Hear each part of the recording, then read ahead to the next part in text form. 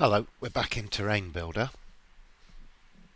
So this is to be a look at Terrain Processor and what it does.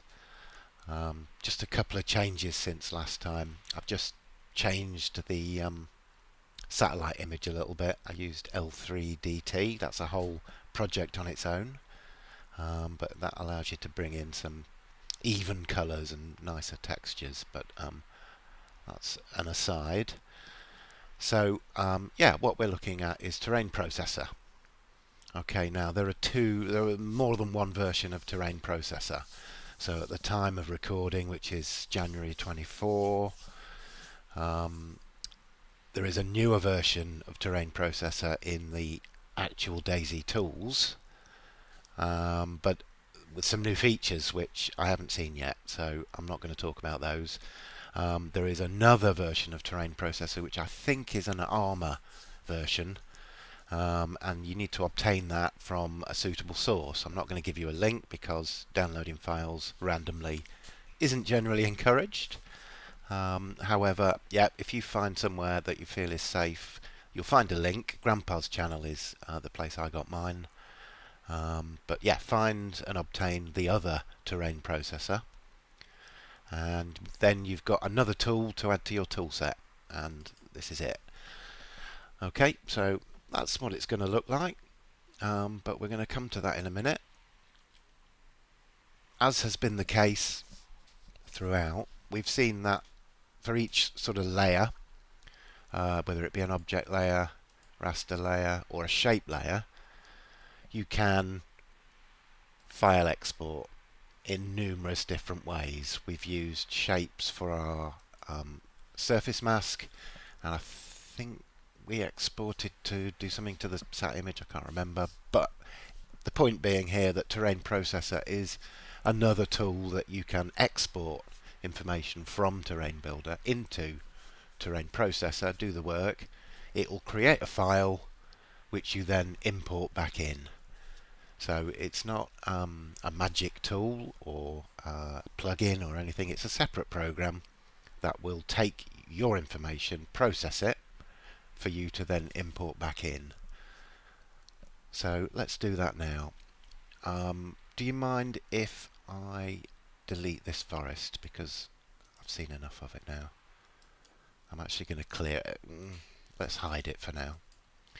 And what I've done here in the raster layer is to bring the height map to the bottom of the stack, and I've reduced its opacity a little bit. So I don't like working just with the height map, don't like working just with the sat image, but while we're working here we can see the area that we were working in. So just a tip. Okay, Terrain Processor. Now with Terrain Processor you can make groups of objects. Basically, let's say we have an area, high density cluster, that's a forest. Let's say we have a line random, things randomly on a line. It's going to be things along roads, edges of forests, fence lines maybe. So let's do the line regular first of all, and we're going to do a stone circle. So I need a shape layer. Let's create a new shape layer called stone circle,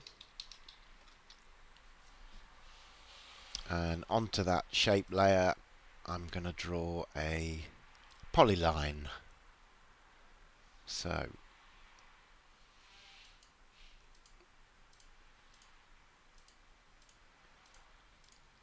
now historians are going to be shouting, I'm sure, but that's how I've done it.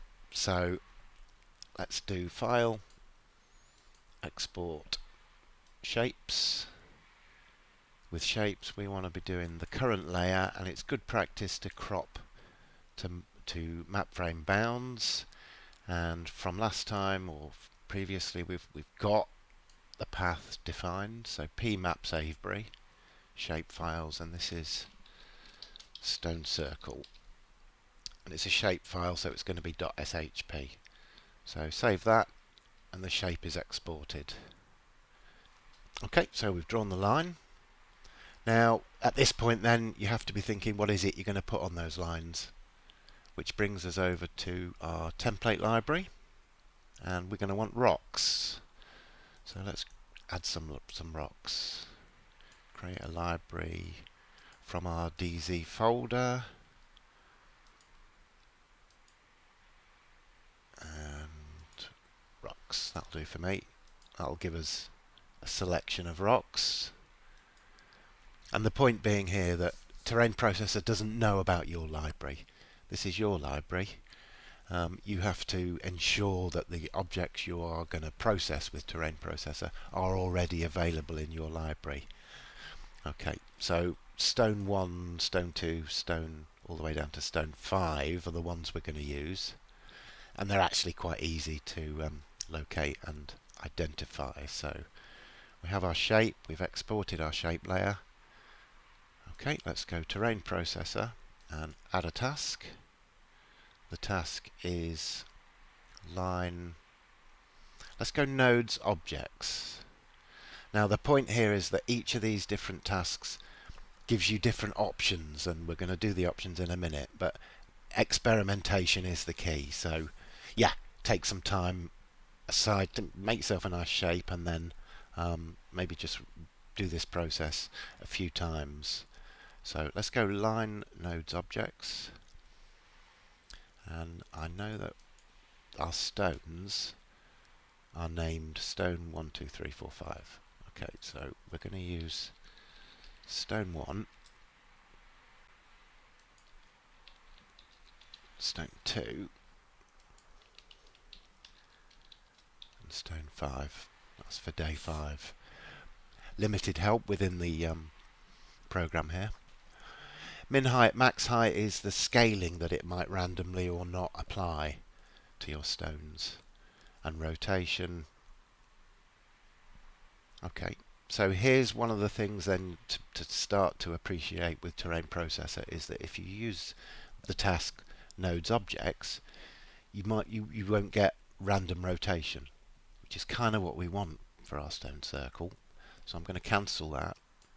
Let's go line regular. Okay, this one does have an option for random rotation. Yeah, let's use this one. Stone 1 and stone 2.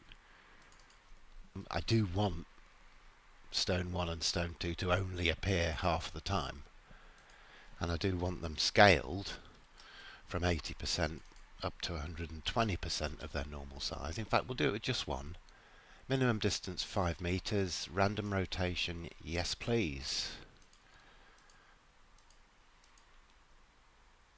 Okay, parameters tab, objects distance, it's for experimentation, so if you can find the settings that give you what you want to see, you can refine them more and more and more until it becomes just what you wanted.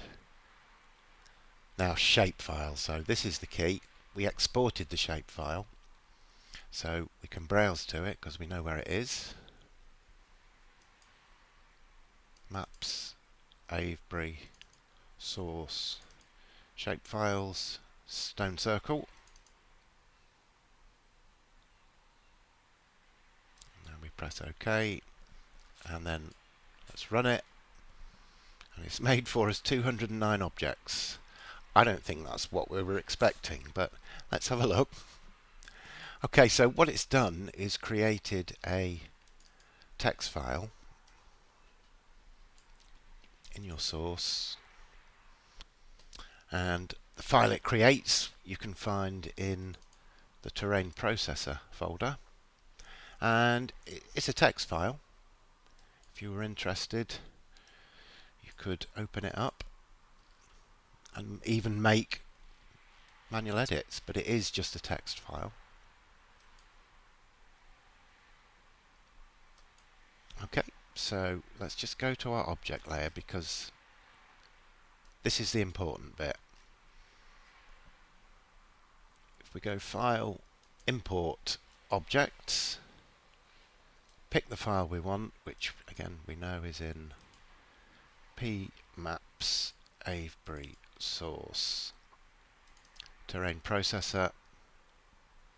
This is our file.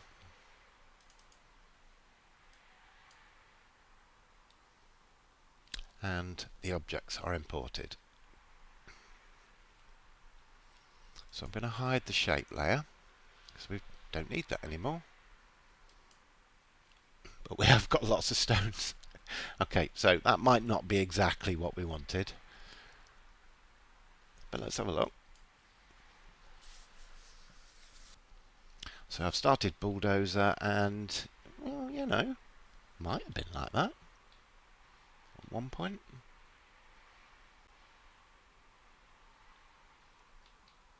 Okay, so we'll save that. Now, that's the operation. So that's the loop, is that you can export a shape to terrain processor by adding a task, defining how the objects are going to be handled, ensuring firstly that the objects are already in your template library, and then file import to bring the object in. So I can hide that shape layer again and go to objects. Now, something to look out for, and this is why I made a whole video about managing your object layers, is because there is some routine that may or may not duplicate entire layers, and it's to do with the import process. So when you do file import, now you might want to rename that to be stone circle. Renames it, it's fine. If we save, file, and then sort of reload that project as if we were coming back to it at a later date, what you'll see is that you've got stone circle layer with 209 objects on it, but that previous layer, the layer that was imported initially, has come back. Okay, now there may be a way to deal with that on the file system, but do watch out, because that is how you end up with double buildings, duplicated items. It doesn't happen every time, and there may be a way to work around it that someone may comment, but the point being, just watch out for it happening, because it does happen, and it may catch you out. Okay. Alright, so I hope that one's alright. Cheers.